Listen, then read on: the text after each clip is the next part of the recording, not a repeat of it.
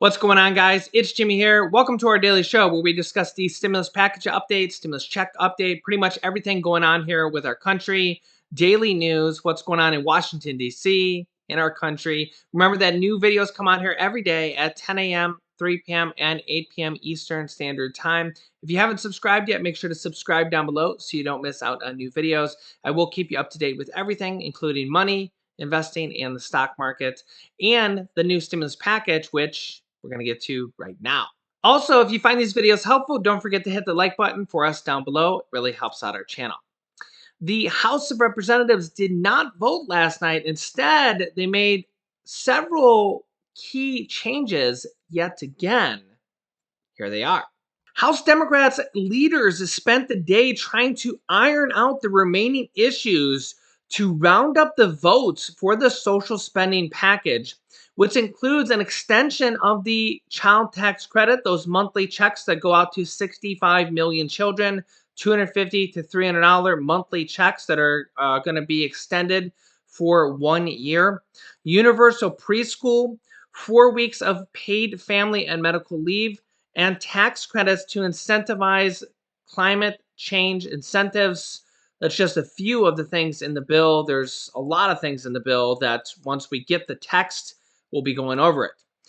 Democratic leaders made a late change Thursday night to their deal to lower prescription drug prices to clarify the drafting of the original legislative text. According to a source familiar with the process, the compromise will add an additional year of exclusivity before Medicare will be able to negotiate prices for certain complex drugs known as biologics, moving the total from years to 12 years to 13 years. Other prescription drugs that are not considered complex biologic drugs have a exclusivity agreement that I believe is 7 years. Democrats also made a late change to raise the cap on the state and local tax deduction, known as the SALT tax deduction, from $10,000 to $80,000, and to have that limit be in place at that level through 2030. A previous version of the bill released Wednesday would have set that cap at $72,500 through 2031. Other issues that Democratic leaders were working furiously to resolve Thursday night, including immigration and concerns from centrists about having enough time to review the legislative text and independent analysis of the bill's fiscal impact. That is a big concern that a lot of representatives and, well, senators as well have said that they want ample time to review the bill because the bill isn't really written, because they're literally making changes to it still, even as of last night. So as they're still making changes, a final bill is not even yet written because they're literally still changing details of it. So representatives say, hey, we want to be able to read through the bill, read through the changes, and be able to read everything before we actually vote on everything, which honestly makes sense. If I was a House of representative or senator, I'd want to read through a bill with ample time before I put my stamp of approval or my signature on any bill. I mean, who wouldn't? But a lot of times they really don't have that luxury, and I think that's something that really needs to be changed. 3 members of the Congressional Hispanic Caucus met with Pelosi late Thursday night to discuss the immigration provisions, which a lot of the immigration provisions have been ruled by the Senate parliamentarian that they shouldn't be in this bill. So we'll see if in any of these immigration provisions even make it in the Senate portion of the bill. Remember that the House is going to be voting on this bill. I'll get to that here in a moment. But the Senate and the Senate parliamentarian can rule these should not be in the bill.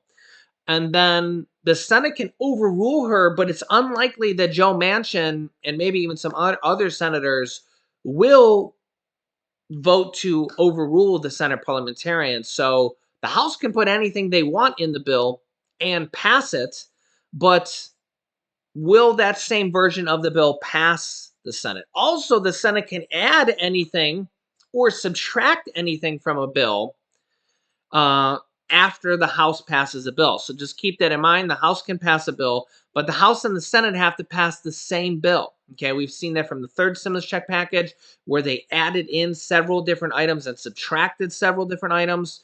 In the third stimulus check package, they subtracted the $15 an hour minimum wage that the House passed because, well, the Senate parliamentarian ruled that it shouldn't be in there, and they actually voted on it to see if there would be enough votes to overrule her, and there wasn't. There was only 42 votes. They would have needed the 50 to 51 to overrule her.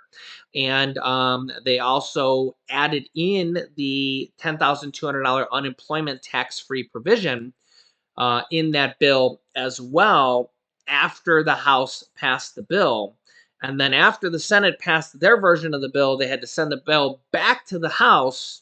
And then the House basically said, all right, we'll agree with your version of the bill. And then the House repassed the bill that the Senate basically passed then. So keep that in mind as we go into voting process here. Also, when they go to voting process, they go to a vote-a-rama process, whereas basically anybody can suggest amendments to add anything to the bill right there on the floor. And that's how things get added at the last minute, like that $10,200 unemployment tax-free provision that was added in the Senate.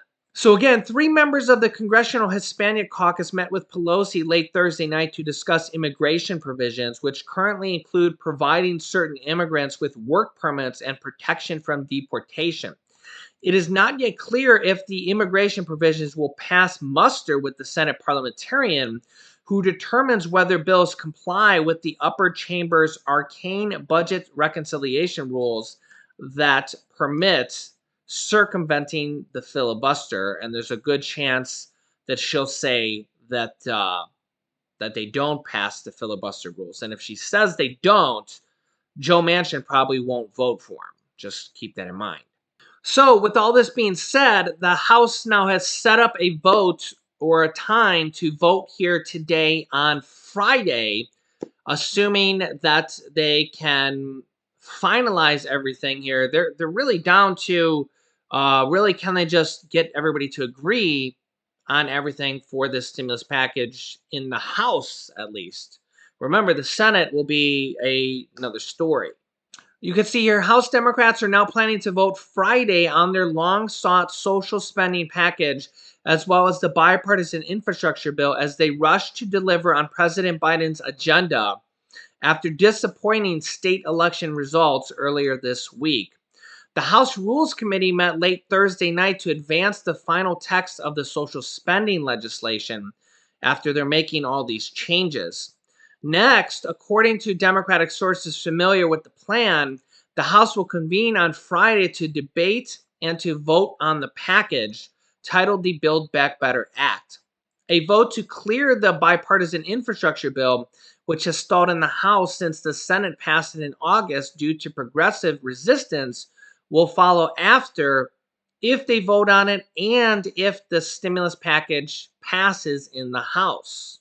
So this latest version, late last night, added in the SALT tax deduction for basically high state and local tax deduction states, that for states that have high taxes, that if you pay high taxes, that you'll be able to deduct those taxes that you actually pay. You'll be able to actually deduct those on your taxes. And the latest version of the bill does include improvements to Medicare coverage. The latest version spending plan includes proposals to improve Medicare's prescription drug coverage in several ways and adds hearing services to the program's coverage, which improves hearing coverage for 63 million beneficiaries on Medicare.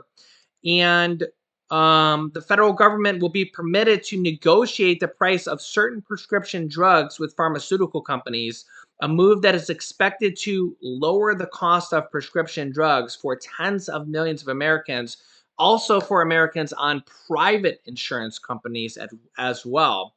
Additionally, benefits out of pocket spending for Medicare's drug benefit Part D would be capped at $2,000 per year, and the cost of some insulin, as an example, would be limited to only $35 per month, where right now Senate Majority Leader Chuck Schumer says it's $600 per month. So it would be a significant reduction on just that one prescription, as an example. Quote, the proposal that would probably have the most direct effect on beneficiaries is the cap on out of pocket spending, particularly for people who take the most expensive drugs. Here is Democratic Representative Pramila Jayapal on more details of the stimulus package and her response to Senator Joe Manchin, who we had him on the show yesterday with him talking, and her response to him. Held hostage in the House. I'm not sure that really endears you to the House members, but Eugene, it's honest. Will you commit then, because you have been pretty clear about your parameters for the Build Back Better legislation? Will you commit to voting for legislation that's within your parameters? Will you? Because I think that would end what you call the hostage taking in the House. Eugene, it won't end because they want me to write in blood that I'll be for this, and this, and I'm not for this, and this, and they know it. They know it. I've been very clear.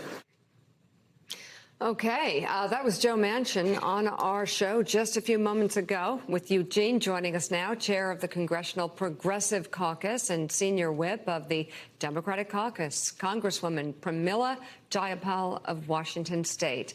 Okay, first of all, he wants to understand a full accounting of everything, the size, the scope, the cost, and wants to take the time to do that. What's wrong with that? What's your response to what the senator said? Yeah, Mika, it's great to see you and be in person.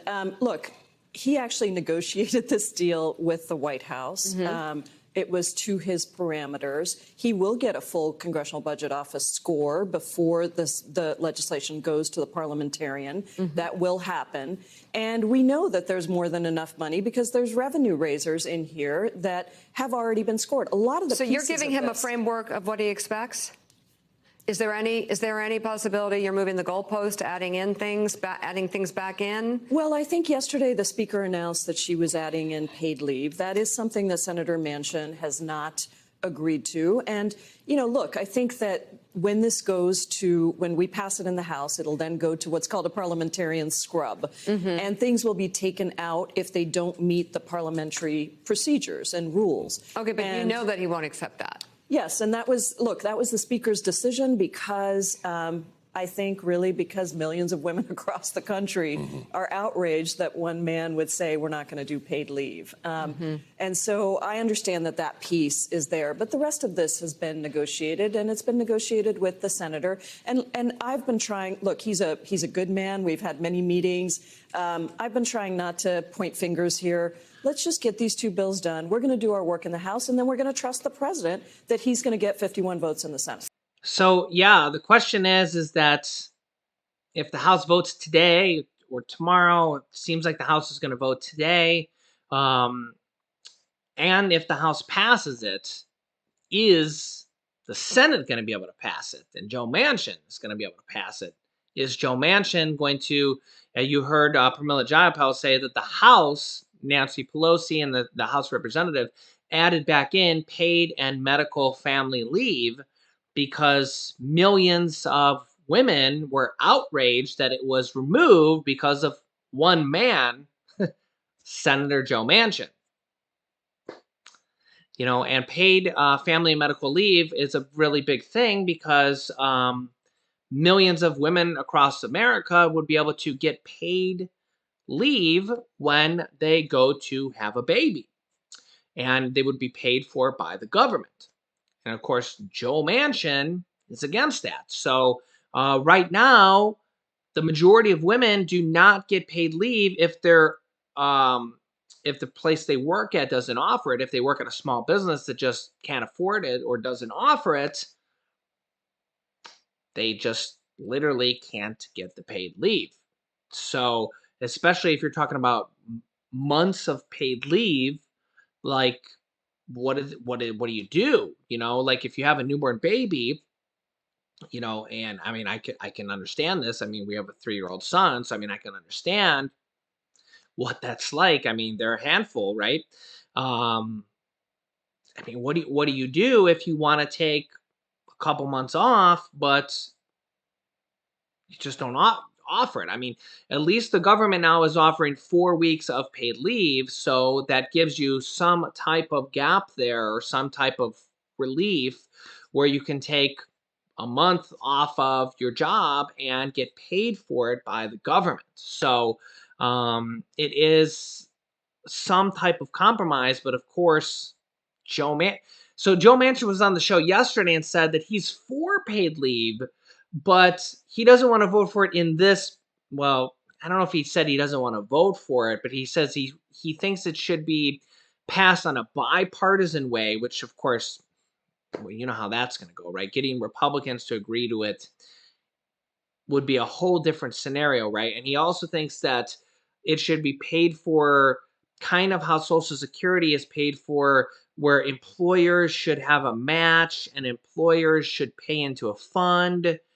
And that's just like a whole nother scenario, right? That could take months or years to get a legislation like that done, as opposed to just it's done right now through this package and funded for by the pay fors in this package. So it could literally just be done right now and over with, and provide 4 weeks of paid family and medical leave, including medical leave where, like, if you catch the virus and you need time off your work.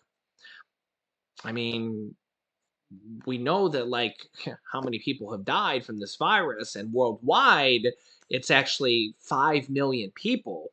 Yeah, so if we look at the United States here, we've had 46 million point three people test positive, and 751,000 people die here in the United States alone. So 751,000 people have died in the United States from the virus. But if we look at worldwide, 5.03 million people have died from the virus.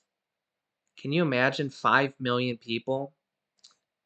Yeah, that's just, it's unfathomable to even think about that. So I mean, if you think that it's not serious, think about 5 million people.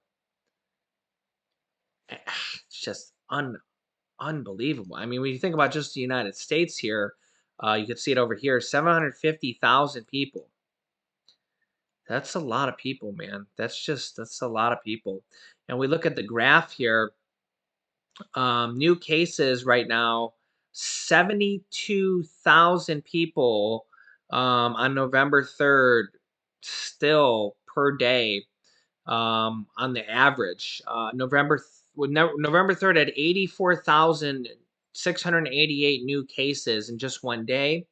And the average is 72,777 is the 7-day moving average. Still a lot. That's the people testing positive per day. The amount of deaths per day, November 3rd, 1,880 people per day. It was November 3rd. That's how many people died in just one day. That's a lot. That's a lot of people. I mean, every single day. The 7-day moving average is 1,257 every single day. That's just, I mean, we're still in a pandemic, man. We're still in a pandemic. So, I mean, paid family and medical leave, just one of the items in this package, couldn't come at a better time. Couldn't come at a better time. Really sad. Really, really sad. Speaking of that, AOC representative AOC Alexandria Ocasio Cortez calls out Democratic holdouts trying to limit benefits like paid leave, aka Joe Manchin, in Biden's agenda, saying they literally have to imagine what normal life is like.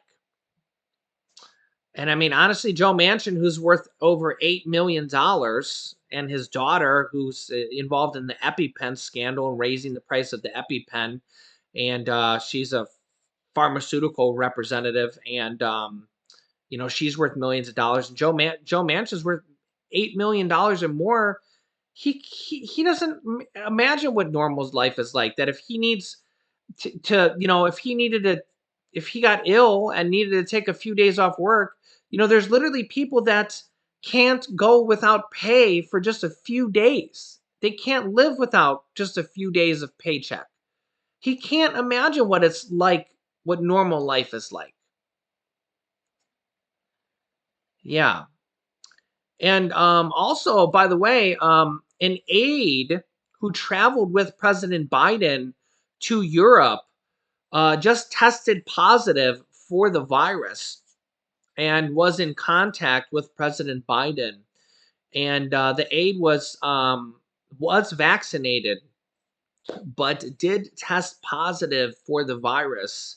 So there is a possibility that President Biden may have uh, been in contact or was in contact with this aide, and there's a possibility that President Biden could have caught it as well, because the aide who caught it was fully vaccinated, but yet still caught the virus. So that was in the news as of last night at 8:45 p.m.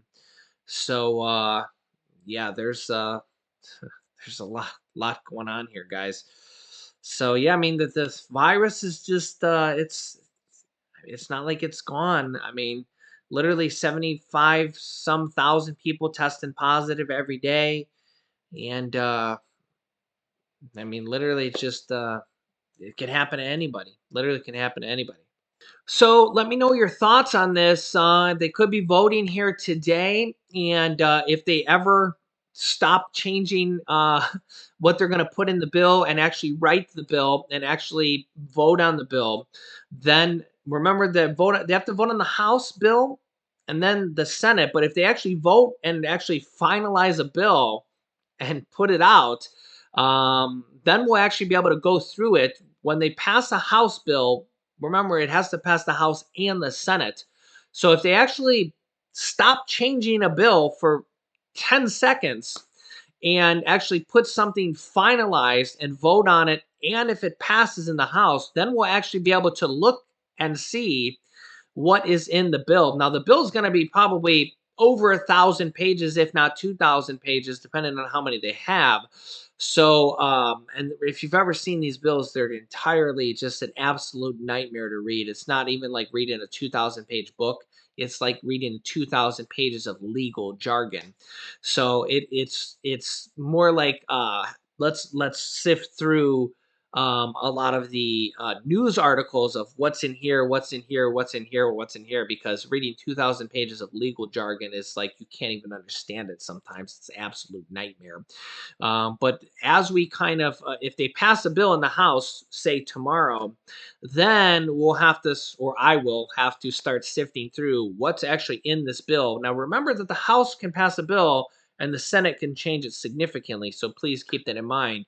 But after they pass this bill, then if they pass a bill tomorrow per se, just remember that could even be, that could change. Then we can actually say, all right, this is in the bill, this is in the bill, this is in the bill, this is in the bill, this is in the bill, this is in the bill. This helps this group of people, this helps this group of people, this helps this group of people, et cetera, et cetera, et cetera. And then maybe I'll put together a list, or we'll start going through things and maybe what you can apply for, what you can apply for, and what helps different groups of people, right? Because that's probably what's going to be in here. There's going to be different groups of things. Of course, we've been talking about a bunch of them. We know that the child tax credits are in there for 1 year, those monthly checks that are going to help out 65 million children. We know the Medicare benefits, the hearing benefits that are in there. We know the lowering of the prescription drug prices. And we're going to go through the paid family medical leave that may or may not even make it to the finish line, and we're going to go through all the different things of what is actually in the bill, and we'll see if Joe Manchin's even going to vote for it in the Senate. So if they actually even vote on it and finalize it and stop changing things literally at the because they're literally changing things by the hour, adding things in, subtracting things, changing language. Then we'll be able to say, all right, this is at least what's in the House version of the bill. Now we're going to see if Joe Manchin is going to vote on it, and then we'll say, all right, this is what's in the bill. And remember that this is kind of like stimulus package 4 half 1. This is 1.75 trillion because remember that the total bill is supposed to be 3.5 trillion. It's pretty much exactly half. President Biden said there's going to be another half of it right after this, or they're going to start on it after this. Maybe another 1.75. We don't know how much it's going to be or anything like that. But there is going to be another stimulus package after this that might have a big Social Security raise and who knows what else in there. So I'll keep you up to date on everything. We're down to the finish line here. So make sure to subscribe down below if you haven't yet. It's free to do so. New videos come out here every day at 10 a.m., 3 p.m., and 8 p.m. Eastern Standard Time. You can click here to watch my newest stimulus package video next. And this video is how you can get rent assistance, get your rent paid anywhere from 3 to 12 months from these stimulus packages, and it's available in all 50 states. So click on one of those videos next. Thanks, guys, and I'll see you in the next video.